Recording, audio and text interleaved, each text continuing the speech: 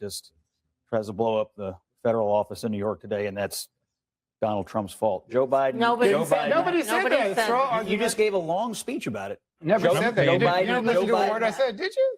No one said that. Joe Biden doesn't enforce immigration laws, and that's Donald Trump's fault. I'm trying to identify the end of the Choose Your Own Adventure book where it doesn't end with it's Donald Trump's fault. Stephen is right. They did not enforce the law. And you know who will tell you that? A man threw an incendiary device at a federal building housing ICE offices.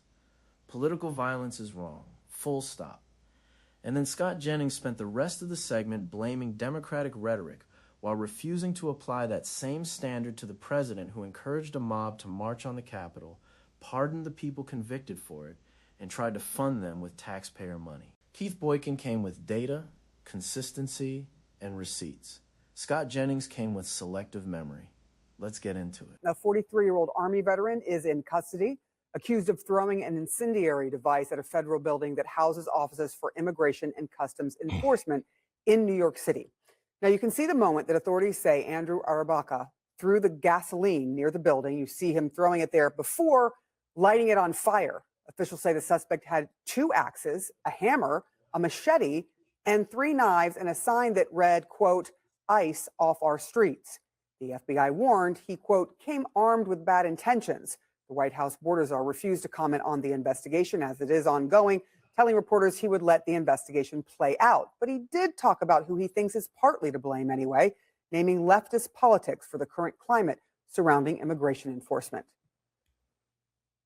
What happened in front of the federal building is another example of attacking ICE. And I'm sure if you ask that person why he did it, he can repeat the talking points I just said that you hear from Democratic members of Congress, the Democratic mayors and governors who simply want ICE to go away.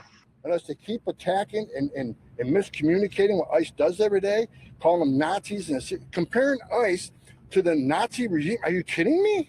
And for any member of Congress to keep attacking ICE and calling them fascists and Nazis, I said it 1,000 times. If they're a Nazi for enforcing the law, what's that make them? They wrote the law.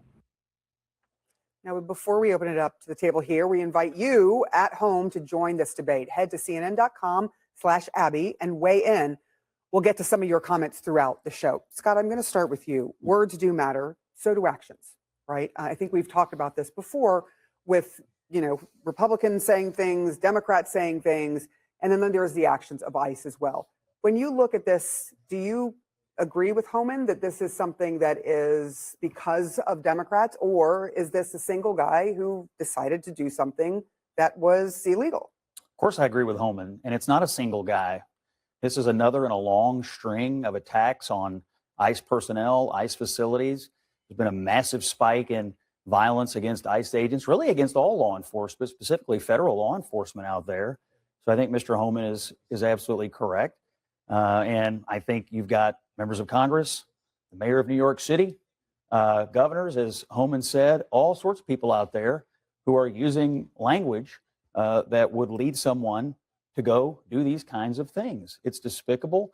These people are effectively political vigilantes. They've been programmed by the left to go out and take matters into their own hands. And it ought to be stopped right now. I noticed Mamdani today, put out a statement saying, this is bad, we're going to cooperate.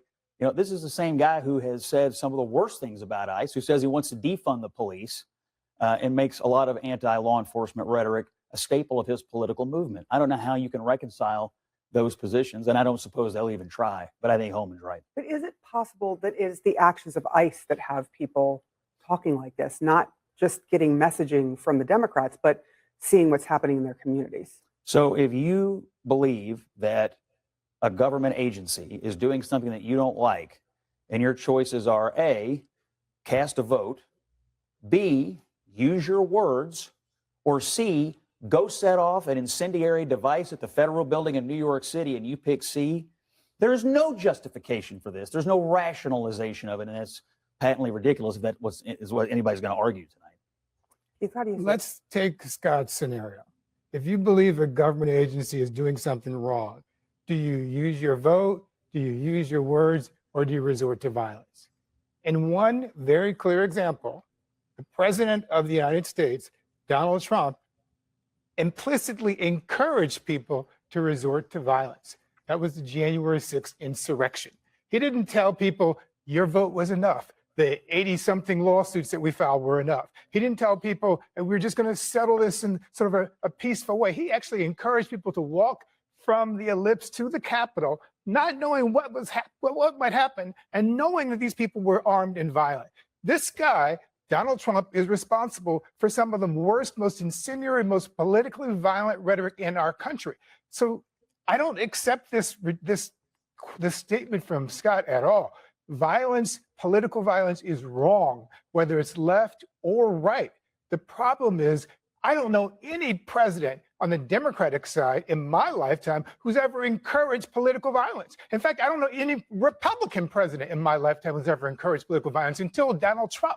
We have crossed the proverbial standard here. We've passed the point of no return with Donald Trump. And if we don't call him out for his responsible activities in encouraging this, we're responsible as well. Do you have any comment on the, do you have any comment on the actual? Let's establish the baseline every honest conversation about political violence requires. Studies document that right-wing extremism has been responsible for significantly more politically motivated killings than left-wing extremism. 112 right-wing murders versus 13 from the left in one widely cited analysis. That is documented data, and it matters enormously when the conversation pivots immediately to blaming Democratic rhetoric for a single attack, while the president who told a crowd to march on the Capitol, knowing people were armed, sits in the Oval Office having already pardoned the people convicted for what followed. Jennings argued that members of Congress and mayors who call ICE Nazis or push to abolish the agency have effectively programmed political vigilantes. The rhetorical responsibility argument deserves to be taken seriously as a general principle. Words do matter, but the standard has to be applied consistently, or it means nothing. Said I condemn political violence in all situations. What you did is you took this situation and you agreed with Tom Homan's talking point that somehow this is a Democratic case. But the reality is the studies have shown that in the past decade or so, 112 of the past right-wing, of the 112 right-wing murders have taken place, but only 13 have taken place from the left. So you don't have any comment on this? No, I just told. What else is there to say except I condemn it, Scott? You want me to say more than that? Yeah. What else? You don't say. Hey, you haven't said yet. What did you say about Donald Trump and the January 6th insurrection? The fact that he pardons people. The fact that he actually tried to create a $1.8 billion fund to support those people. I'm long on the record about political violence. How about condemning? What about Tom Homan makes a very good point that the rhetoric of the left against ICE has been outrageous, and it does foment this kind of violence. Look, there's nobody at this table who's more pro-immigration than I am. Immigrants are great for our country. They have to come in the right way. Trump won the election in no small part because people were sick of millions of illegal immigrants coming into the country. If you're going to come in, you have to come in the right way. If you don't like the law, change it. But I'm sick and tired of people saying, oh, the police are terrible or ICE is dangerous. All the ICE people, now there are some bad actors in ICE, I guarantee, I mean, I'll agree with that. But all they're doing is enforcing the law, for goodness sakes. And to be calling them villains and demonizing like this is dangerous. You have 38 Democratic senators who just sent a letter saying that they want ICE to enforce the law. They want them to take off their masks. They want them to actually do their jobs with accountability, to use warrants when they go into places where they need them, to actually identify themselves when they are engaging their behavior. We don't have an ICE agency that is following the rules of law. Would you want to be an ICE agent in this kind of environment right now? Police officers all across the country have been doing this job for decades, for centuries, and they don't mask them, unlike ICE. These people feel like Are they masking themselves because of events like what happened today? Isn't that exactly why we're in this mess to begin with? Let me just speak to something that we've been talking about, which is, Homan going after the left and saying, look, words matter. And I think that we all agree that words do matter. Like, in the end, words do matter. But there have been words, as you brought up, Keith, from the president. And I just want to go over a few of them just to give this some balance, because the president has shared video of supporters saying the only good Democrat is a dead Democrat. The New York Times reported that Trump calling Dems video to service members seditious behavior or punishable by death. Trump blasting prosecutors he appointed for not giving Hunter Biden a death sentence. I mean, there's a lot of rhetoric that has been used by the president that is incendiary at the very least. So how do you explain that when you have someone going, hey, stop this, but only talking about the left and not saying, hey, let's all stop this. First of all, I want to point out, I don't think he's only talking about the left. I think he's... Well, he said he blamed the left. Donald Trump has said a lot over the last 10 years. Tonight, we're talking about the left, but Donald Trump has also asked people to respect police officers and to respect authority and to respect ICE agents who are risking it all. Truly, at this point in time, based on what happened today, we know that they're risking their lives to get this job done. They were respected up until Donald Trump became president. Wanting immigration enforcement was a normal, moderate viewpoint until Donald Trump became president. We all became racist all of a sudden. So the problem is not that Donald Trump came in and did something different. The problem is that after Donald Trump ran, everything that we knew to be basic decency, basic common sense American policy went out the window because everyone hated Donald Trump so much, and we all became racist for wanting proper immigration policy. So I think the president has to be separated from what happened today. And if you want to sit here and talk... Trump shared videos of supporters saying the only good Democrat is a dead Democrat. Trump called for prosecutors to face the death penalty. Trump told a crowd to march on the Capitol. Trump pardoned those convicted for it, and his administration tried to compensate them with taxpayer money. Boykin asked Jennings directly about January 6th. The response was deflection dressed as a pivot back to the day's news. The ICE accountability thread is not separate from this argument. It is central to it. ICE agents operating masked with no body cameras. Training requirements cut in half to meet hiring quotas. The fatal shooting of 25-year-old Juan Sebastian Duran Guerrero in Maine by an officer whose ex-wife described a documented history of violent behavior, including throwing boiling water at her while carrying their daughter, and who had a pending lawsuit alleging a traumatic brain injury causing permanent mental health damage. None of this surfaced in vetting. DHS responded that he had nearly a decade of experience with required training, the required training that has been cut in half. This is why the abolish ICE position exists as a serious policy argument. It is not a call to end immigration enforcement. It is a response to an agency hiring faster than it can vet, operating without body cameras, conducting masked operations, and involved in fatal incidents that cannot be reviewed because no footage exists. 38 Democratic senators sent a letter calling not for abolition but for warrants, identification, body cameras, and basic accountability. That is not extremism.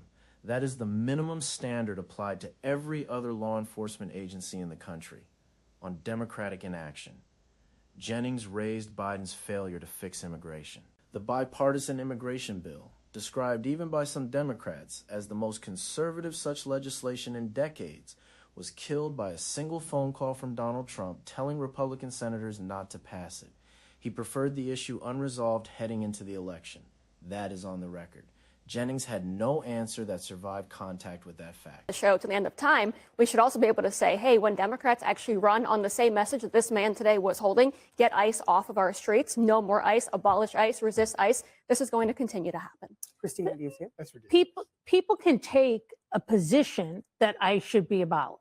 That you may disagree with it, but it is not a insane policy position. There are a lot of people who feel that that is the right thing. And today we saw 38 senators ask for reforms. Yes, enforcement, but reforms.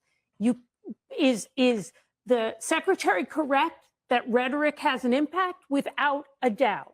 And is what happened today outrageous and unacceptable? Yes. But we cannot hold Democrats to one standard and then say, not just a Republican, but the highest ranking elected official in the country, it's okay for him to say hateful, incendiary things, and he is not held accountable. And also, people having concerns about ICE, there were just 2 individuals killed by ICE agents. And every day we're learning more about one of those ICE agents. I'm talking. One of those ICE agents having a history of domestic violence and perhaps even traumatic brain injury. So there are real legitimate concerns. 100%. But overall, it's not just the left and it's not just the right. Everybody needs to take rhetoric down. Okay, you said that the Democrats are in favor of reforming the INS. Why didn't they do it? They ran the place when Joe Biden was president, and millions of illegal immigrants came into the country, and they did nothing about that. That's not reforming the INS. That's just saying anybody can come into the country. What I said was the letter today. Yeah, but why didn't they do it when they had the power to do it? The letter today is about reforming ICE and their functions. And 38 senators signed that today in the present, because in the present we but my have point real is, the reason people didn't complain about ICE during Biden, because the ICE didn't do anything under Joe Biden. They let illegal immigrants come into the country. The reason why Democrats did not do anything about that is because your president, Donald Trump, told them not to. They had a bipartisan immigration bill, and Donald Trump called up the United States senators and said, "Do not pass that bill." No, I'm talking about the law. The law was the law. I'm talking about immigration enforcement. Right. You said, "Why didn't Democrats do something about all the immigrants coming in?" They tried to do something, and Donald Trump said, "Don't do it." No, as far as reforming that he threw boiling water at her, nor the threatening voicemails that she says Roulette left her last year. The DHS, for a note here, has declined to identify the officer behind the shooting, only saying, quote, this, that the ICE officer in question has nearly a decade of federal law enforcement experience with required training. Is there an issue here when you hear from not just one, but there was a second wife who came forward saying that she was also abused by him? Is there an issue here with not looking at these officers and the training and the backgrounds, because they are trying to get 2,000 people each day? There's a quota out there. Do you think there's an issue there? Certainly relevant information, and that's why I think there should be a full investigation of this incident. Look, the police officer, whoever it is here, has rights, and he's going to be investigated. The incident needs to be investigated. It's relevant what she is saying. It would also be relevant what happened in the moment. We don't exactly know because there's no body cameras. And one other thing about this whole episode, in addition to an investigation, is that I hope it is expediting the deployment of body cams. If at least one per team is what I've read, but I think they all don't have want the them body on, cameras because that would give you instant information. And so, yeah, I think this is a relevant interview, of course, but also what happened in the incident is relevant, and we're not going to have video of it, which is regrettable. Yeah, it is. And there's also reports that the individual himself, the officer, filed a lawsuit against a community college where he was training to be a firefighter. The case alleged that he was hit in the head by a steel beam. It caused him to not be able to finish firefighter training. And in his court case, he alleges that he was left with permanent injuries from a mental health and a health perspective. That should also be very relevant information about whether this individual should ever have been hired and why ample court. The man who attacked the ICE building was wrong. The violence was indefensible. Condemning it costs nothing and requires nothing. And everyone on that panel did condemn it. The harder question, the one Jennings spent the segment avoiding, is whether you apply the same standard in every direction. Do you trace rhetoric to violence consistently, or only when the target of the violence is politically convenient? Do you hold a congressman accountable for calling ICE fascists and also hold a president accountable for telling a crowd to march on the Capitol? Or does the standard shift depending on whose side is throwing what? Keith Boykin applied it consistently. He condemned the attack. He cited data on where political violence actually originates. He raised the ICE officer in Maine and the documented accountability failures of an agency operating beyond normal oversight. He asked who these policies actually benefit, whose table has more food on it, whose pockets have more money, when the political energy goes into manufacturing fear rather than governing. Scott Jennings had no answer that survived that question, because the answer, honestly examined, is that these policies benefit the people running them, not the people voting for them. The boogeyman has to be maintained. The fear has to be fed. And the moment the conversation turns to body cameras, warrants, vetting, accountability, the conversation gets changed back to what a Democrat said on Twitter. Leave your thoughts in the comments. Do you think ICE can be meaningfully reformed from within, or has the institution under this administration moved beyond what reform can address? And do you believe the rhetoric standard Jennings applied to Democrats should be applied equally to Trump? I want to hear where you stand. Subscribe. We will keep holding the standard consistent on every side.